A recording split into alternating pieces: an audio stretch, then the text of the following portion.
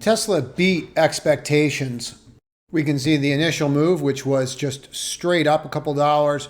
Then the reversal going sideways, going into the conference call. We have plenty of time here before the call. And it seems to me what's happening here is that they are bleeding out options. And they're not just doing it here, but they seem to be doing it everywhere. Before we get into that, let's run through earnings. So $1.19 versus $1.13. Then we have 24.32 billion versus 24.16 billion. So they beat very handsomely there on both sides. Planning to grow production as quickly as possible. That's a really good sign. You would think that they might be pulling back a little bit considering what's going on right now. Gross margins of 25.9%, which is pretty staggering for a company of that size. Production's up 44%. I mean, you really don't have much here that you have issues with. Tesla has sufficient liquidity to fund its projected roadmap. Very, very few things I see in here where they're going to be able to dig into this. And I just don't really see anything here that is going to be that negative. Now, you never know how these conference calls are going to go. And this was filmed before the conference call. I just don't see anything that is overly staggering. There was a little rumor floating around that he was going to raise some money to pay off the Twitter debt of $3 billion. And he's already come out and said, no, that's not accurate. So what we always try to focus on in the traders community right here is I always want to watch the first 15 minutes and just watch the established range. So far, nothing's really happened there. And this is just the first 5 that I'm giving you right here. But you can already see that this would be, the next 5 and the next 5 after that, which is just going to give me 15, right? These 3 bars make up the 15 minute. Anyway, the reason I'm pointing this out is we're not going anywhere. So this first 15 minutes is usually when the algorithms have their fun and whack people around. So now you know your range. Your range is right around that 140.158 to 150.11. Watch how it acts near these ranges into the close.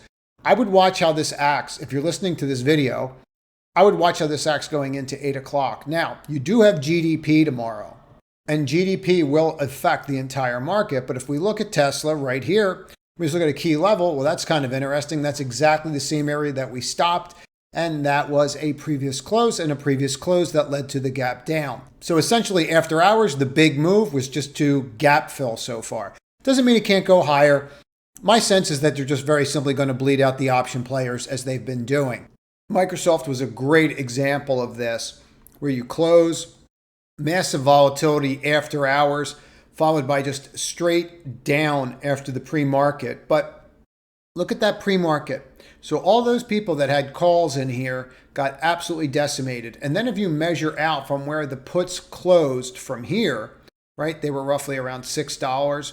And you kind of take a look at that and go, okay, well, between that and the slippage, how much did you really do? Like, how well could you really have done here, right? So then you see that not very is the answer. Then you see that you flip, but who's holding their calls or stock into this with absolutely no risk management? It's actually the worst thing that could happen is that you do something like that and then it works out, because that's when then you start thinking that's what you're supposed to do. Completely gap fills, evaporating the puts and evaporating the calls at the same exact time that were bought the previous day. And we're seeing that a lot now. So what we are starting to see is a better pattern. I'll explain what I mean by better pattern. You're able to start holding stocks for a longer period of time. People are in disbelief and not believing that they could possibly go up because they've been so shell-shocked by the end of 21 and 22. But NVIDIA, left shoulder, head, right shoulder. Okay, getting over this, and you're breaking the neckline, and you're breaking this very long multi-year DTL. No matter how you want to look at it, this goes back to 21 through 22 through 23. You're cutting through 3 years, 3 calendar years. So this is pretty substantial stuff. And I would not rule this out. And I certainly wouldn't be ruling out these 3-bar patterns. So what we're starting to see is people that are holding stocks, the right stocks, they are being rewarded for doing that. You know, it was funny on the live call today, we were discussing the home builders in great detail. And people were explaining to me how the home builders are going to crack. And, you know, the one thing that I keep pointing out is that this entire range, when we were down here, they were trading under book value and then around book value. Tangible book value, meaning you could buy the sell it for its assets, and pocket money. And still people are not believing it. Now we're up in the newsletter, link in description to get a copy of the newsletter. We're up about $10 on this trade. Done very little with it, trimmed a little bit and then just left it on. You start to look at what's truly going on under the hood, like ITB, which is the sector, and you can see that we are constantly making higher highs and we are breaking out. Now, this line that you're following back here, this lower channel line, goes all the way back 2 years. And we've tested it and we've tested it, and now we're flipping. The other thing that I heard today that was that we're setting up for a flash crash. So this is the XLF weekly. Okay, this is what happened to the XLF on a weekly basis right during the pandemic. Okay, then you go back further, and we're going to go to back here, which is the last time we really blew up, the great financial crisis, right? This really wasn't, this was a couple weeks, it was awful, but there it is. This was years, okay? This does not look like this. They're not even close. And if you're in a position where the financials are actually pushing higher, you want to pay attention to the market. You don't want to still have this net short position. And that's exactly what we're seeing. We're seeing these people still remain net short. Now, here is the E-mini futures, and you can see how you're wedged in and boxed in here, and we're going to have to make some kind of decision, left shoulder, head, right shoulder. If you're struggling, you drill into lower time frames, and you start just very simply with support and resistance. I want to be really clear about this. There's no holy grail out here. No one has like a special algorithm that you have to try to crack to figure out what's going on with the market. It's very simply supply and demand zones. That's all it is. And then whether or not those people are still going to be there or they're not going to be there. So you had this nice little level here where we formed that flag the other day. And right now we're just looking at a 10-minute chart. So you can see that range in here, how it finally acted, retested, and becomes what? Resistance becomes support, flips, and goes. So you can see these levels in here, right? Breaks down. And then you start drilling into this and going, well, are there other levels that we need to be aware of? And so you kind of come back and you take a look at them, and what you're looking for reversal patterns. And what you find is you find this. So we actually went over this in today's live call, and I might post that in a video tomorrow so you can see it. But the reason I'm bringing it up is, so we started looking, well, that was a reversal pattern. Here's my doji, and we can all see this. There's the doji, there's the reversal. Now there's a secondary move here too, but those wicks could have been anywhere, right? But this is very clear. That's a doji. That's setting you up for what? A Morningstar pattern. I'll link those candlesticks videos at the end. Watch them if you have not seen them. Then you come here and then go, well, here's another doji that's got to make a decision. That's sitting right on that level. Well, now we have a spot that has hit twice and gotten us a reaction. We have an hourly that closed there and then flipped. Resistance becomes what? Support. Okay. Starts trading up, and that leaves us to where we're at. Now, if you drill into this today, if you don't know that that's there and you haven't done your homework, you don't know that that's a possible resistance spot, and now it's a support spot, right? Then you kind of come down here and everybody's waiting for that level, that 90, 39, 54, but we never got there.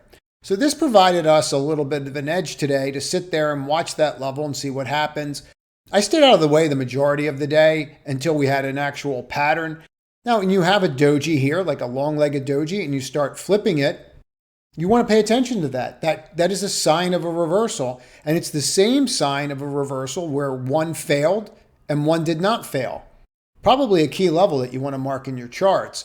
But if you're struggling, just start going into support and resistance. I'm going to say it again. Nobody has some special algorithm where they can predict how this is going to go, how far down we're going to go. All we can look for are supply and demand zones, and then utilize those supply and demand zones to make better decisions. And then we can overlay indicators to possibly give us an edge if we know what those indicators actually mean and how to use them properly. As we sit around and wait for the, quote, next big crash, we had ASML that came out with earnings tonight, tested the support line, and then flipped and pushed. They increased their dividend and said the second half of the year looks really good. To be really clear about this, there is no way that this company is coming out and increasing their dividend in this kind of environment at all, unless things look good. They're just not going to do it. They don't need to increase their dividend. Okay. Left shoulder, head, right shoulder, neckline. Don't overthink it. KLA will have earnings. Believe they're tomorrow night. You're probably going to want to watch this one. Lam Research had earnings tonight and they're down. Now, what I would suggest that you look at tomorrow on the ones that are down, watch how they act at key levels. So let's say that Lam Research actually does open. I would be going out there and drilling into this. We don't really know how this is going to go yet because we haven't heard the conference call. And a lot is in the details lately.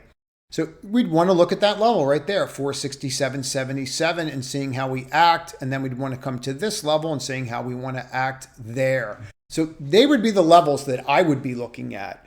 Okay, if I was interested in buying that tomorrow, which I would be. If you take a look at the stocks over the last 6 months, look how tight we're getting. Over and over again, we're getting extremely tight in this range. That's exactly what you want to see. Okay. We're getting tighter, and at the same time, this would be a lower high. And now we're flipping and trying to make a higher high. Now, while all this is going on, we have 3 major companies coming out with earnings. We have NVIDIA that is bumping its head right against this neckline of an inverted head and shoulders. We have AMD that was downgraded and has now completely shrugged off the downgrade. I would keep my eye on semiconductors. To join the Alpha Chasers community, simply click the link up here in the top right, and you will be added to the wait list. Everybody, have a great evening. Stay safe out there.